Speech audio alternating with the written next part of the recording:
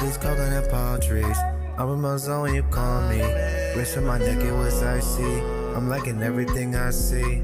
Now you holding my hand, kiss on the cheek. Things you won't get in this state. Damn, you in shape. I like how your jeans be hugging and fit in your waist. Another rejection story, and no, I am not excited to share this one, and I might cry because I was so excited about this guy. Let's get into it. This was a fourth date with a great guy, and not just like dinner. This was literally like a 15-hour date, preceded by a third date that was about 10 to 15 hours. So we had been spending a lot of time together. Communication was on point. We had talked about making future plans of like, let's go on this trip, let's go to this concert, whatever. During the date, I started to feel a cold sore coming on. And I said several times on the date, I think I'm getting a cold sore. Not thinking I had to explain what a cold sore was. I thought the general public, because 90% of people get cold sores, that I didn't need to explain what it was. Later that night, we were talking about it more, and I clarified because he didn't understand what a cold sore was. So I explained where it comes from, how it's very common, what category of viral diseases, I should say, that it's in, which is the herpes virus. Definitely, I could tell was freaking him out, and there was a lot of tension.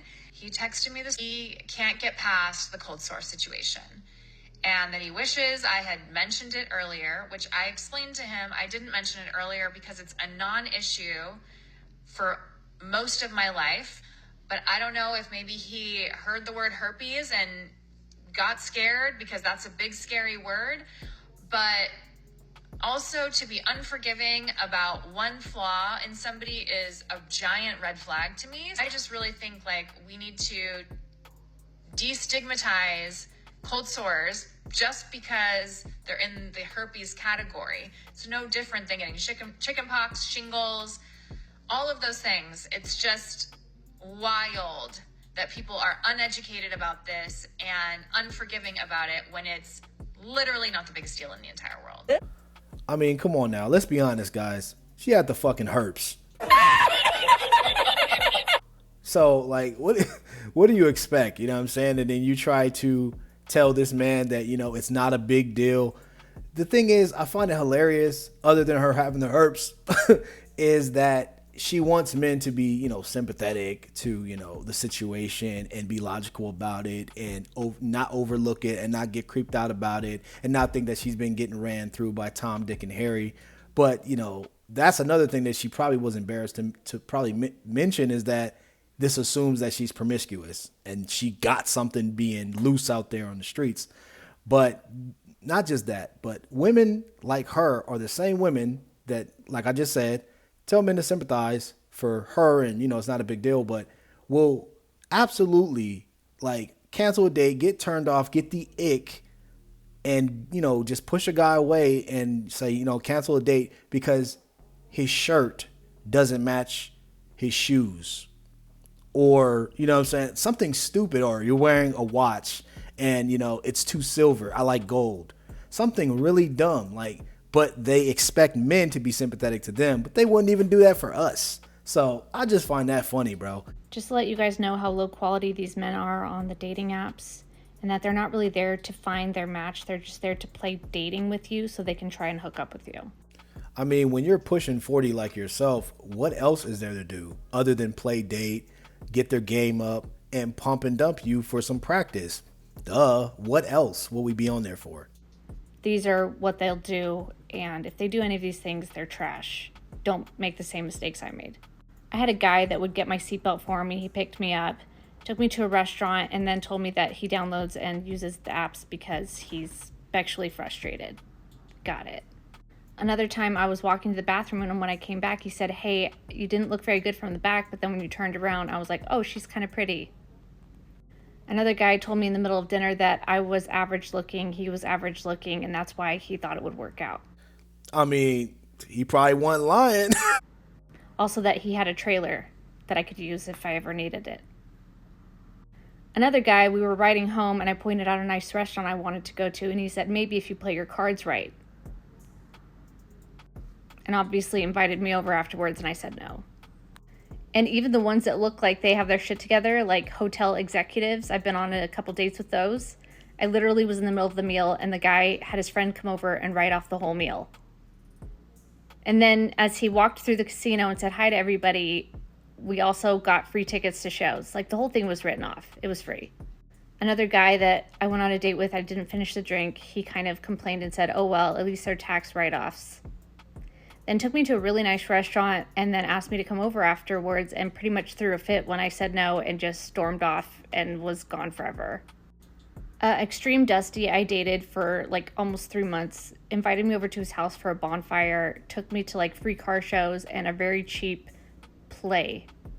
I don't know what the hell I was thinking. Nigga, hell no. Nigga, this some bullshit. Ain't no way, bro. She's like, oh yeah, I dealt with this guy. You know, he was probably in the CIA, but he was a cokehead somehow. Next, she's gonna say, I was dating this James Bond looking dude. He took me on the 70th floor in China, this beautiful restaurant. But then, I caught him in the bathroom, shooting up heroin and getting his dick blown by some Chinese chick. Like, it's gotta be some bullshit, bro.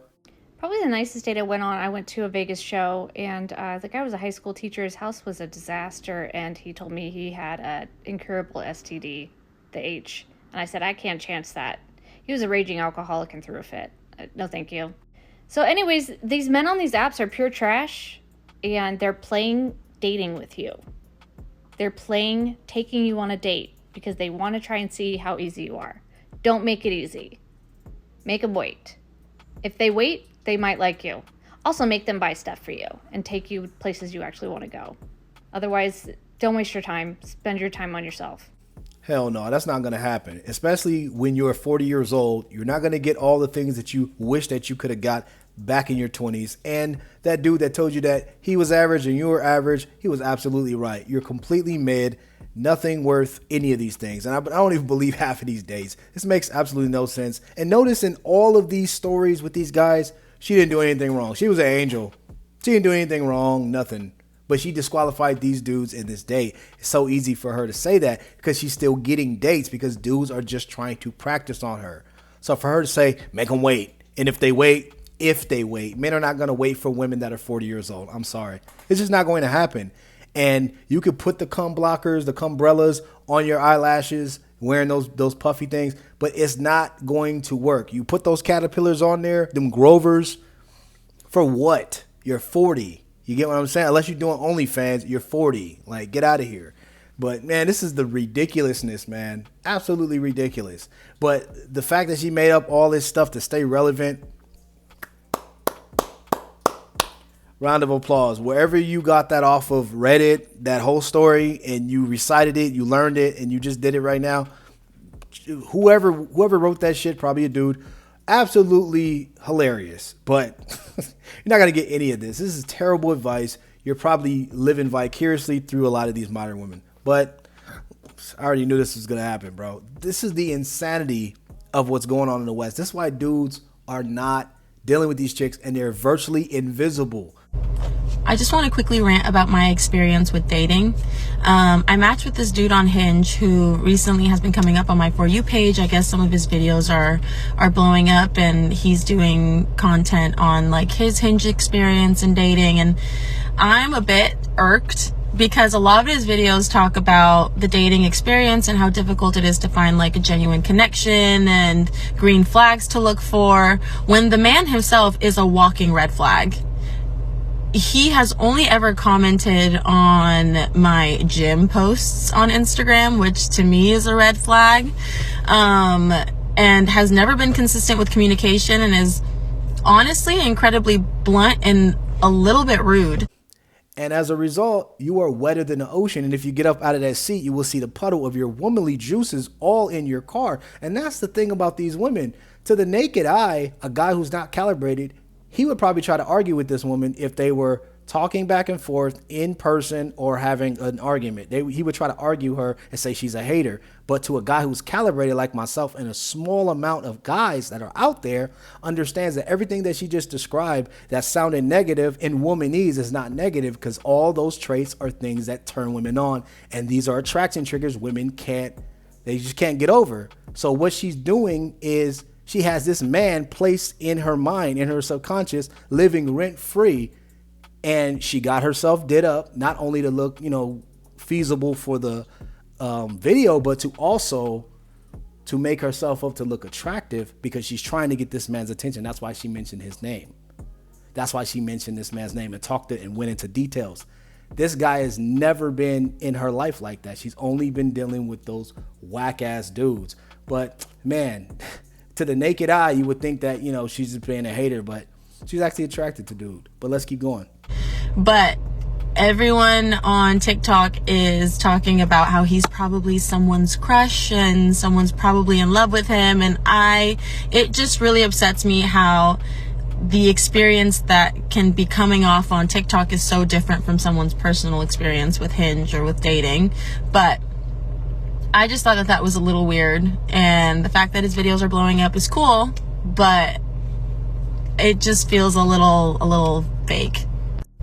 Now, guys, notice right there in the end, that's her trying to fight her natural processes of her attraction by trying to demonize it, try to make it seem like it's bad and talk negatively about it. But that's how women speak. Women speak in code.